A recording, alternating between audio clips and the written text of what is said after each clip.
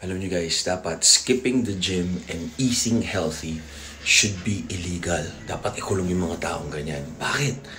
Eh, di ba, mag-aanak ka, may asawa ka, tapos hindi mo alagaan yung health mo, maaga kang papanaw, wala na silang magulang, wala nang partner yung asawa mo. Di ba? Kung mahal mo, kung di mo mahal sarili mo, mahal mo naman siguro anak mo o partner mo, di ba? Yung asawa mo. So, dapat alagaan natin yung sarili natin. Hindi nabibili. Walang pwedeng bayaran para magka-workout, para magka-abs, mag-burn yung belly fat. Diba? Tsaka yung nakukuha mong natural endorphins, yung tinutunaw mo, ketosis yung fat. Tapos pag nag-fasting ka, kumain ka na healthy, yung autophagy, yung kinakain yung dead cells, nire-recycle, naglalabas tayo ng natural growth hormone, natural testosterone.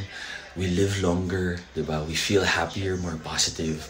Kaya positive yung mga sinasabi natin, hindi tayo hater.